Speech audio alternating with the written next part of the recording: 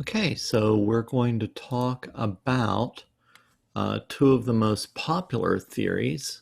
I think the most popular one is CBT, cognitive behavioral therapy. That's Aaron Beck. Um, but my favorite of the two is Ellis with Albert Ellis with REBT. Ellis actually started this process a little earlier than Beck, um, but let's run through this and little history on REBT, Rational Emotive Behavior Therapy by Albert Ellis. He was born in 1913, died in 2007. Teaching in his hospital room, surrounded by students. Um, he wrote countless books, a lot of small self-help paperbacks. Um, I did post a video of him counseling Gloria. There's also one on Fritz Perls and Gestalt. And I did go back and I found one. I posted one of Rogers and Gloria as well, person-centered. But you'll be able to compare and contrast at least those three theorists. So Ellis was born in Pittsburgh, moved to New York at the age of 4. Another famous person from Pittsburgh moved to New York at a very young age, Andy Warhol. Um, but his health was never good. So remember, this is one of those themes with all of our theorists. He was hospitalized 9 times as a child for kidney disease. And then, he had other renal problems and diabetes. And so he had to be thinking about his mortality. And we know that this is a theme with a lot of theorists. Interesting story. At the age of 19, he was shy. He wasn't dating many people. And he forced himself to talk with 100 women at the Bronx Botanical Garden over 1 month. And hey, he never got a date, but I guess this is a positive side. He no longer feared rejection. So he studied psychoanalysis, moved away from that fairly quickly, and created REBT, Rational Emotive Behavioral Therapy. Behavior therapy combines, he says, humanistic, phenomenological, and behavioral therapy. I think it really is primarily cognitions and behavior. Ellis believes that people contribute to their own psychological symptoms by the way they interpret events. So you could have 2 different people, both in the same car, sitting beside each other, and cars in a crash, and they're both unharmed. One person might say, "Oh, I can't believe this horrible event happened to me." The other is very happy. "Hey, wow, I'm not hurt. This is wonderful." Same event, 2 different interpretations. So let's see. We can make choices about how we interpret events. He relates to the Greek philosopher Epictetus, who said, "People are disturbed not by things, but the view which they take of them."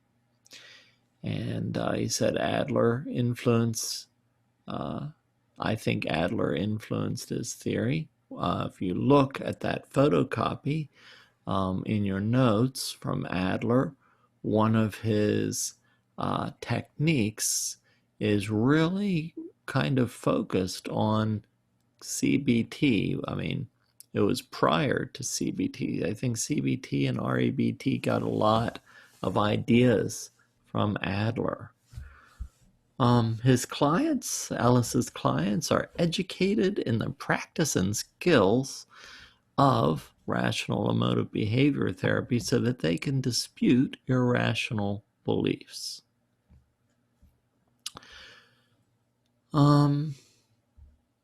Let's look at the process of REBT, and it's fairly simple, and his method, his technique of ABC, DEF is very straightforward. That's what I can use it with clients very easily. They understand this process. ABC looks at the problem.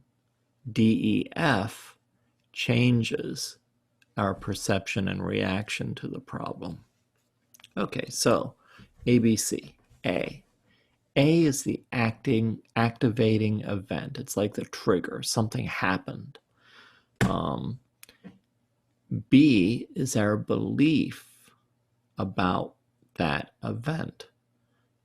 C is the consequence, our emotional and behavioral reaction. So something happens, an event, activating event. We believe something about it, the way we interpret that event. Consequence, well, we feel something and we behave in a certain way as a reaction, not only to the event, but to what we believe about the event.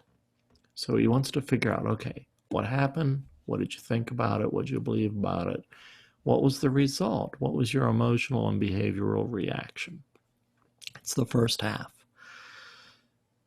Then DEF, what are we going to do about it in therapy? Well, he's going to dispute the irrational belief. He calls that the disputing intervention. So people might think about something in all or nothing terms, or they might catastrophize or something like that. And, he's disputing the irrational belief. And then there's a new effect as a result. If we change our belief about something, there's going to be a new effect. Okay, so we're going to behave in a new way, which would most likely result in F, a new feeling, a more positive feeling. He's quite confrontational when he talks about irrational beliefs. And you'll see him moving through A, B, C, D, E, F in the video with Gloria. So it's a very, very positive example of this. So let's talk about Beck and CBT. CBT is the most studied theory in the world because it's so easy to measure. It doesn't mean it's the greatest theory in the world. It just means it's easy to study. It's easy to measure. Insurance companies love it. They can see results. It's short-term therapy. So Aaron Beck, 1921. I think he's still alive. Cognitive behavioral therapy. He started out calling it CT, cognitive therapy. Now we kind of call it CBT. So I gave you kind of a list of terms here. Instead of an irrational belief about an event or oneself, he calls it a cognitive distortion. Arbitrary inference, making conclusions without evidence or catastrophizing. Selective abstraction, making conclusions based on only isolated details of an event. Overgeneralization, extreme beliefs based on a single incident applied inappropriately to dissimilar events or situations. magnification and minimization, perceiving a situation in greater or lesser light than it deserves, personalization, relating external events to oneself without basis, labeling and mislabeling, portraying one's identity on imperfections or mistakes rather than the whole person, polarized thinking, thinking in all or nothing terms or either or extremes. Differences.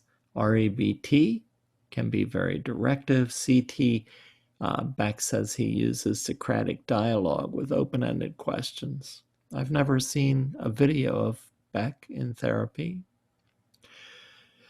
REBT uses the term irrational beliefs, CT, cognitive distortions, and CT is used quite a bit for depression and also anxiety. I would say REBT is too, but the reason this is listed is because Beck designed a number of inventories.